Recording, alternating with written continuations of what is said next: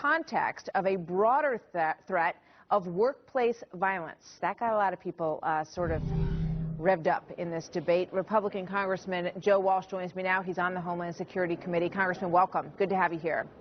Good to be with you both. So the suggestion from that letter, when you look at cases like Nidal Hasan, whose business card basically described him as an Islamic extremist in this case, and also the case in Arkansas of the soldier who was killed in sort of a drive-by attack by someone who had been training as a terrorist in Yemen. Both of those are falling under this broader category, the DOD says, of workplace violence. You know, Martha, I know there's a lot going on Capitol Hill right now. Holder's up here testifying, Corzine's testifying. But this is one of those issues that slipped below the radar, and it shouldn't. This administration refuses to acknowledge and identify the threat from homegrown radical Islam. I mean, this is fairly outrageous that they would describe Fort Hood as workplace. This is political correctness run amok.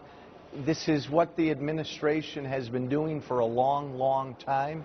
I give my chairman of the Homeland Security Committee, Peter King, a lot of credit because he held this first hearing, 6, 7, 8 months ago, and he caught a lot of gruff for it.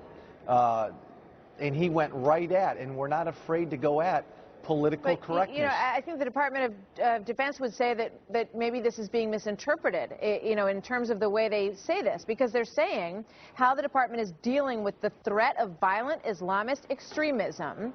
So they're taking that head on in the context of a broader threat of workplace violence. So what you don't like, I guess, is that it goes under this larger umbrella. They're putting it in the workplace violence category and then looking at that specific element of it rather than putting it in the terrorism box, right? Martha, it's its own threat, and it's a huge threat.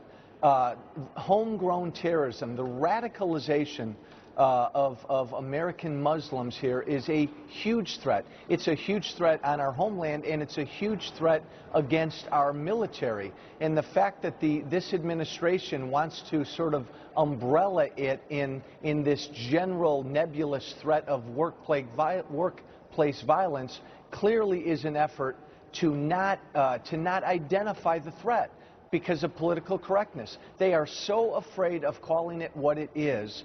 And I'm telling you, this is going to continue to bite us, and I think Congress is going to continue to hold hearings on this direct threat.